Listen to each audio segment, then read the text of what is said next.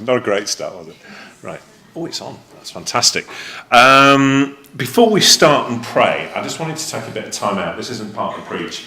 It's just something that I think after what's been happening the last week and a bit in the world with all the shootings and all the nonsense that's been going on, it's kind of quite hard to ignore. And I think we need to kind of interrupt the normal kind of flow of what we've been preaching on over the last few weeks. And basically, all the stuff that's been going on in Orlando with the shooting of Joe Cox and the shooting of the singer Christina Grimmie, is that how you pronounce it?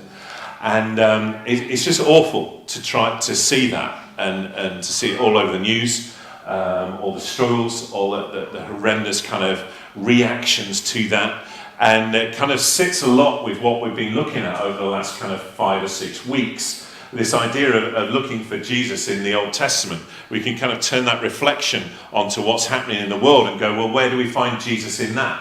Where do we find, where was God in the shooting in the gay nightclub in Orlando? Where was God when Joe was horrendously shot in where was it? It was West Yorkshire somewhere. Batley. Where was God in that?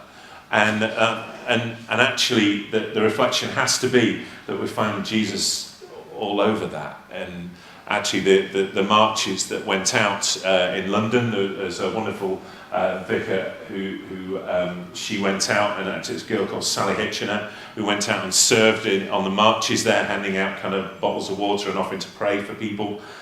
Jesus was there amongst the suffering, amongst the call not to respond with hate. You have Joe's husband releasing the statement of let's not meet hate with hate, but meet hate with love. And I think that is where we find Jesus. That is not responding with violence, not with responding with hate or belittlement of anybody's attitude, but to find Jesus there in amongst the suffering and in there amongst the peace. And I think that can be our only Christian response. And anything other than that, I don't think is principles of the kingdom of God. So let's just bow our heads and pray into those situations.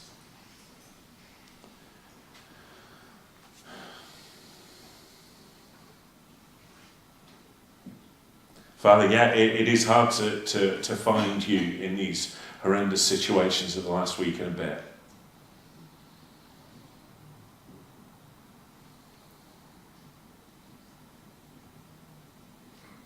I said, Lord, you will restrain our normal human fallen response to want to just meet violence with violence. I said, Lord, that Christians around the world will respond to violence in the only way that you called us to be, and that is to serve and to love, however hard that is.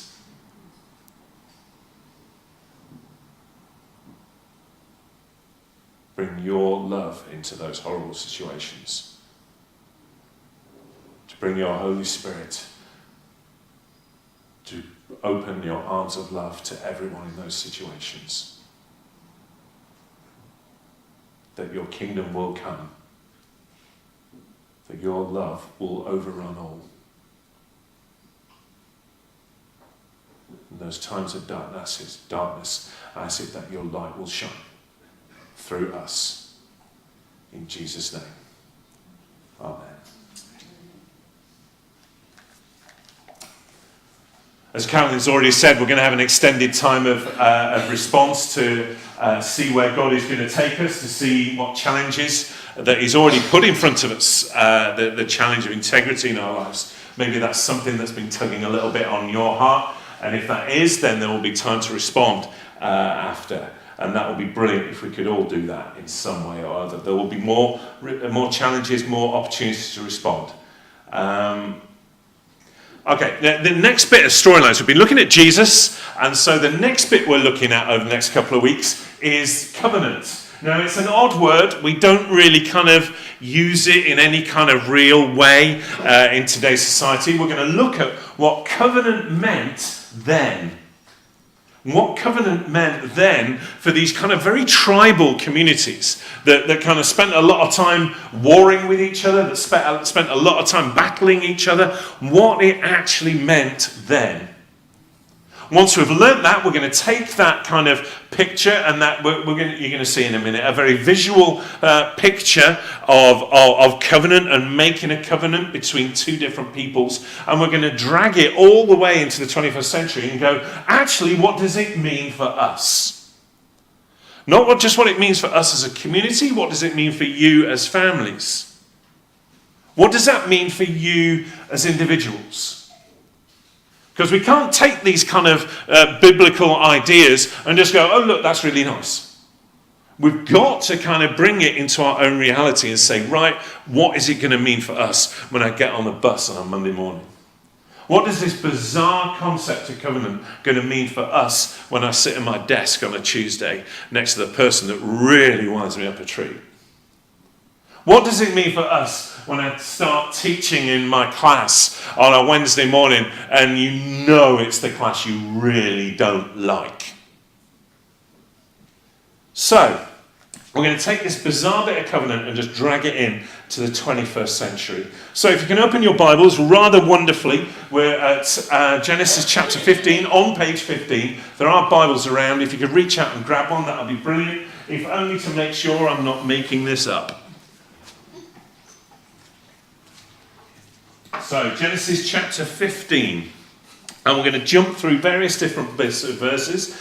We start, the kind of story of Abraham starts a few chapters back in Genesis chapter 12. We've got the original call of Abraham on the previous page, on page 13. The Lord said to Abraham, leave your country, your people and your father's household, and go to the land I will show you. I will make you into a great nation. I will bless you. I will make your name great, and you will be a blessing. I will bless those who bless you, and whoever curses you, I will curse you, and all the peoples on the earth will be blessed through you. The Lord said to Abraham, leave your country, your people, and your father's household, and go to the land I'll show you. A fantastic challenge for what amounted to basically a guy living in a group of tents. By all accounts, quite a wealthy, by tradition, quite a wealthy character, Abraham and his family.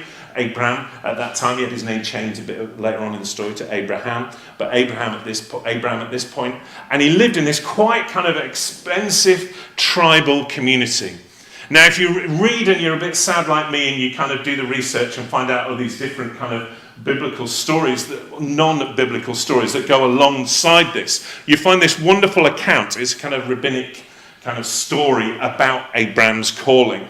And basically, by all accounts, what happened when God challenged Abram to leave his father's tent, he went into his father's God's tent.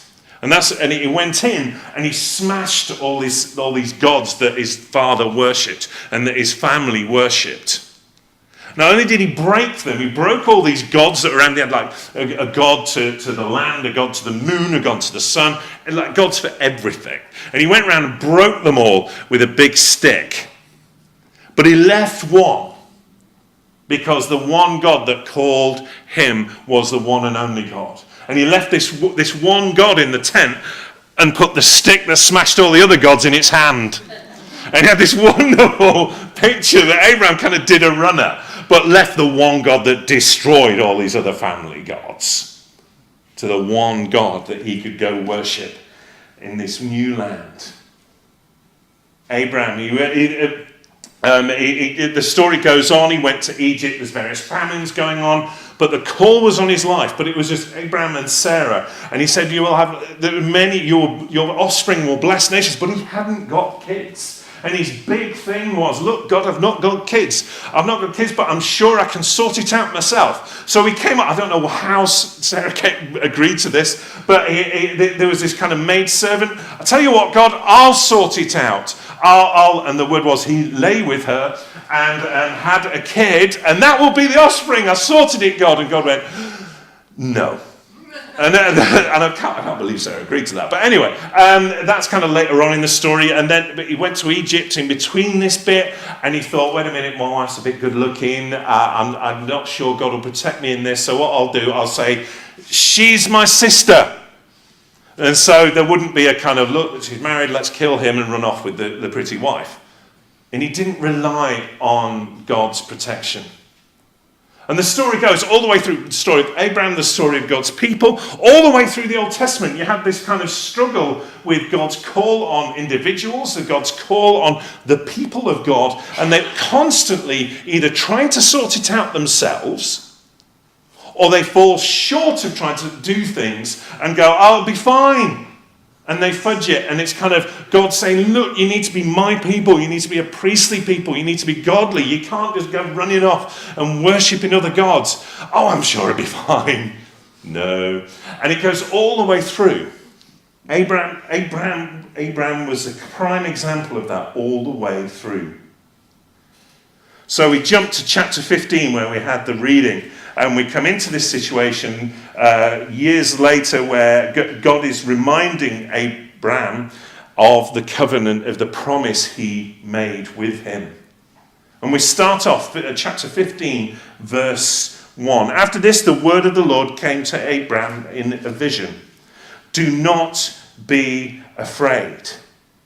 I am your shield, your very great reward. First and foremost, do not be afraid. I'm here. I'm with you. I'm your protector. I'm your blessing. Through you, I will be a blessing to the whole world. Do not be afraid. Then we get Abram the whinger coming out again. Verse 2, but Abram said, O sovereign Lord, what can you give me since I remain childless? And the one who will inherit my estate is Eliezer of Damascus. Now, I'm trying to do a bit of research on Eliezer of Damascus. There isn't much said about Eliezer of Damascus, but I do get a sense he's a bit of a muppet. Because you have this kind of, he's going to get it. You get this kind of, look at him, come on, he's from Damascus. May as well be from Yorkshire, for crying out loud. Calm down, Karen. It's like, what's going on? You promised this. And God's gone, it started off with, don't be afraid, Abraham. I'm here, I'm your shield, I'm your great reward. But come on, God, no, I've not got the kid. No inheritance. No inheritance. Carries on in verse 3. Abraham said, you have given me no children, so a servant in my household will be my heir. Then the word of the Lord came to him. Verse 4. This man will not be your heir, but a son coming from your own body will be your heir. It's almost a kind of God going, oh, shush, will you? I promise this. A son will be your heir. Verse 5. He took him outside and said, look up at the heavens and count the stars, if indeed you can count them. Now, it's an interesting trait of God. Mocking. It's serious. I'm serious. Do the reading. God mocks. If you don't believe me, read the story of the plagues of Egypt. Every single one of the plagues of Egypt are gods of Egypt. Who did the Egyptians worship? The Nile. What did God do? Mocked it, turned it into blood. Gnats. They're the little scarab things. Everywhere. Hundreds and thousands and millions of them. He mocks them all the way through. And the prophets of Baal and Elijah were doing their little kind of who can burn up the most routine. Maybe your God is in the words used are translated very nicely. Maybe he's in another room. The words translated from the Hebrew mean maybe he's on the toilet. There's a mocking theme. God mocks. This is funny. Look up at the heavens and count them, if indeed you can count them. Knowing that God knows all the stars in the sky.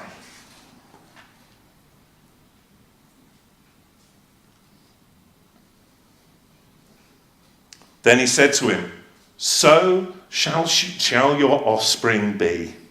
Look up at the heavens and count them, if indeed you can count them. Then he said to him, so shall your offspring be. Remember. That's what he's saying. Remember the promise. I'm here. You know I'm here. You need to remember I'm here. Just shush. Sit down and remember. If we jump forward we then go into this really kind of bizarre bit of this passage. We only read the reading bits of the chapter, but for all intents and purposes, we're just using the whole of chapter 15. If we jump forward to verse 9, start of verse 8, Abram said to God, "O sovereign Lord, how can I know that I shall gain possession of it?" So the Lord said to him, "Bring me a heifer, a goat, and a ram, each 3 years old, along with a dove and a young pigeon." Abram brought all these to him, cut them up in two, and arranged the halves opposite each other. The birds, however, he did not cut in half. We have this bizarre ritual happening, involving lots of dead. Any vegetarians? Oh, got one. Never mind. We'll pray for you. Ministry afterwards. All right. We have this bizarre kind of slaughtering of animals ritual going on. And we're just going to kind of try and open a window into what is actually going on. Now, those of you who follow Facebook and Twitter and all that, I did announce today that royalty is amongst us. Anybody see that? Yeah. Does anybody believe me? Nobody believes me. You believe me. Why do you believe me? Brilliant. Right. Who's king? Dear, the squeaky Christian. It's because Jesus is here. No. Right, we have royalty who come on.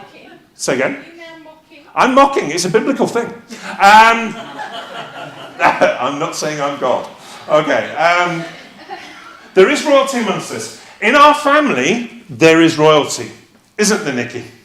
Yeah. There is. Rather oddly, we are very kind of bizarrely and distantly kind of in line to the throne. Now, bear with me on this. You probably wouldn't be able to see it even on a globe. It's quite a small little island. Or it's a group of islands, isn't it? It's a main island. It's a main island. It's basically the in line to the throne of Rarotonga.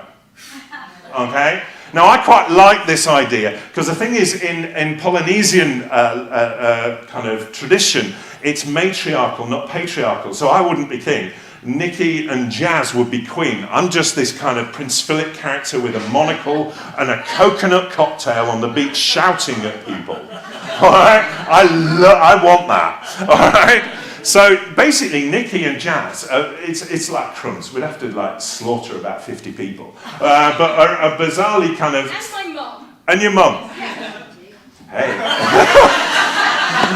There's an upside to everything. Did you know that an anagram of mother-in-law is woman Hitler? That's great, isn't it? Don't tell your mother-in-laws that. No. Anyway. Where was I? Yes, it's like loads of people have died. And interestingly enough, when Jazzy was about, she'd been about 4, something like that, where she went to school and she. Oh, she was about 8, and she was. So the activity was find an interesting fact about your family. And she went into school and she went, "I am in line to the throne of Rarotonga." And the teacher went, "Oh, sit down, shut up." "No, you're not." She was really gutted. Came home tearful, and we had to go in and say, "No, she is." But what? Anyway, where were we? Yes. So we have got royalty. So what we're going to do is Nikki's going to come up to the front, and actually, Caroline, you come up as well. And what we're going to do, we're going to dress up. All right. So you can put a crown on. Thank you. Okay. Wow, that's a little. Wow. There you go. Now we've got. The Queen doesn't have a tool. I don't know quite what that is. Oh, there you go. Do you reckon you can step into that? I go over. I think go over. I'll go over or under or whatever. We've got lots of dressing up stuff here. It's fantastic.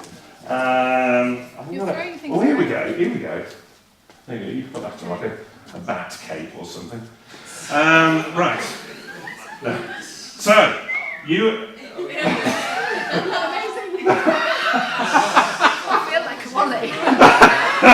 Now, camera phones at the ready. Now, you're a conquering king, so have a quick battle. Who's conquering? You're winning because you're the royalty. You'll be lucky. Right. Okay. Okay. So you're defeated. Right. Now, I think Nikki, you stand there. Now, you're the defeated queen. Now, the thing is, I did say, can you bring down some animals? I was also to... Oh, drums, you've been... Sorry. Oh, drums, you're broken. I did... Now, this is an edited version. Nikki says I can't do what I wanted to do, which is basically rip apart a load of tennis. But imagine, all right, vegetarian, no, don't imagine. Now, slaughtered animals, Chelsea. We've got penguin, rainbow monkey. Okay, so... Okay, so we have a conquered king and some kind of sacrificed animals. And this is what would have happened. The conquered king, basically they would have had this big kind of treaty chat around a table of, look, we defeated you. This is what we bring to you. What this king brings to this queen's kingdom is, we will support you if any tribal country around you tries to defeat you. We will protect you. That's part of the agreement. Now this king goes, you don't get this for free. You will pay taxes to this king. And that's part of the covenant that happens between this conquering king and this defeated nation. Once this is agreed, the sacrifices happened, and the king, now, referencing previous weeks, Jesus in the Old Testament, just remember that and explain this bit, through these sacrificed animals, you walk, there we go, through this basically entrails, this king walks through, and this covenant is sealed. So through the sacrifices, a covenant is sealed. Big round of applause to our two volunteers.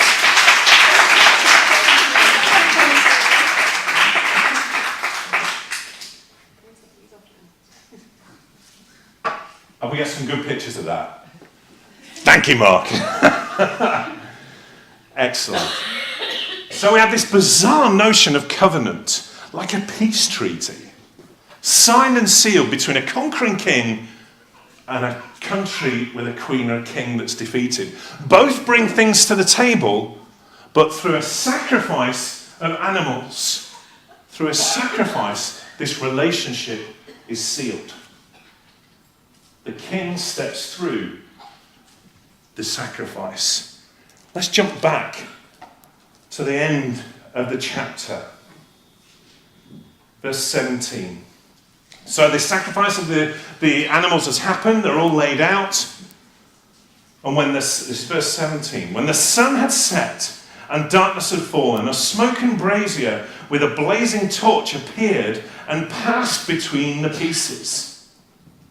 On that day, the Lord made a covenant with Abram and said, to your descendants I give this land, from the river of Egypt to the great river, the Euphrates, the land of the Kenites, Kenizzites, Commodonites, Hittites, Perizzites, Rephaites, Amorites, Canaanites, Girgashites, and Jebusites. So through this sacrifice, God stepped, and this peace treaty was made. Through the sacrifice, God came and the relationship was established. This is what God was doing with Abram. The protection, the blessings to the whole world was established. The promises made earlier on in the chapter came to a reality. Look up at the heavens and count the stars, if indeed you can count them. Then he said, so shall your offspring be. This is a covenant that was voiced first at the start of chapter 19.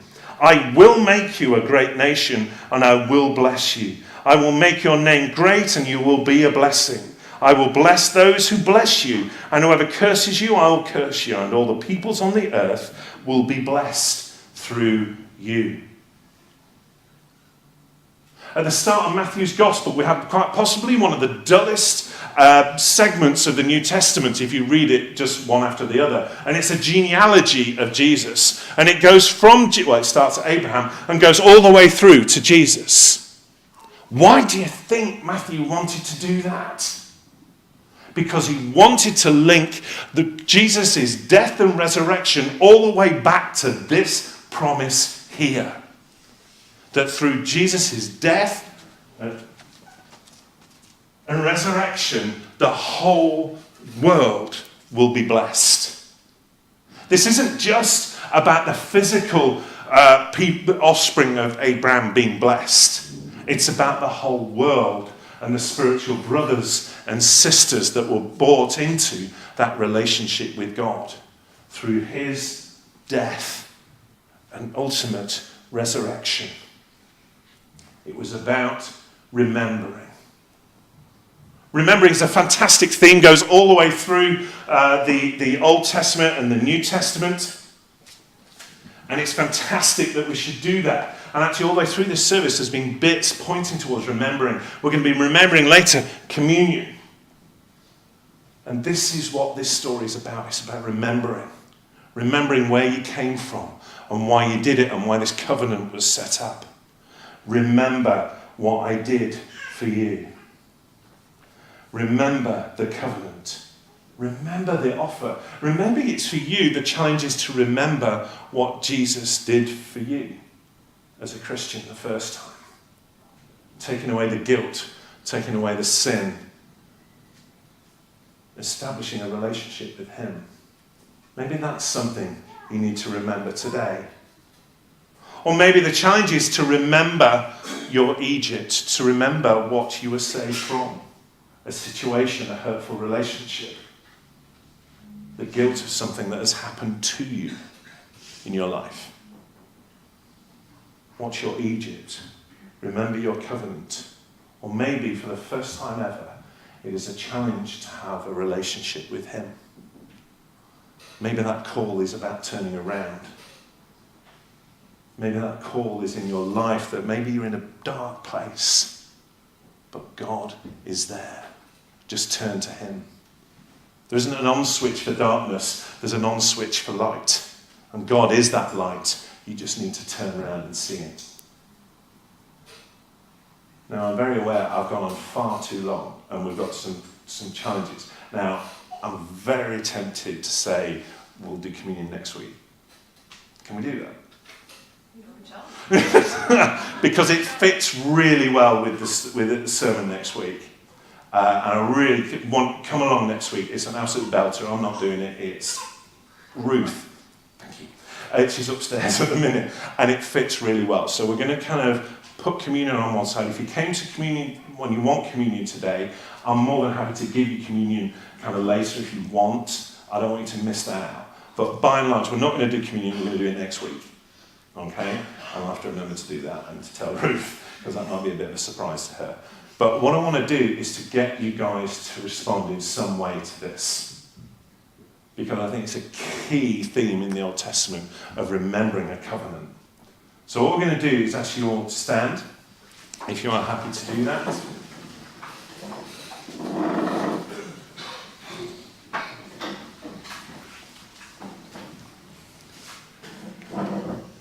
And first let's go through, because there was a challenge earlier on in the service that Helga had a picture of somebody with a real tightness on their chest, and we thought that might be for someone here. If that is for you, what I'm going to ask you to do is just raise your hand, and somebody around you will lay hands on you and pray for you. We're going to have those thought and a word about integrity of heart. And if you think that's for you, we want you to raise your hand and people will pray for you. The challenge through the sermon had been remember the covenant. Maybe you've lost that first love. Maybe you do need to re-establish that link and dust down your relationship you have had with God. And maybe that is for you. So when the music starts, I'm going to ask you to just raise your hand, and people will come and lay hands on you and pray for you. There's no need, we're not going to go into any details. We just want somebody to just pray for you. There won't be a kind of an exchange, just put your hands up, people come and lay hands on you and pray for you. The other words were, what is your Egypt? What is the thing that you struggled with? Maybe you need to hand that over. Maybe you need to just step out of Egypt, that thing you struggled with. So what I'm going to do is Tony's going to start playing in a minute, and we'll pray, we'll ask God to really start working, and at that point just put your hands up if you want prayer and ministry, and people around you will come and lay hands on you and pray for you.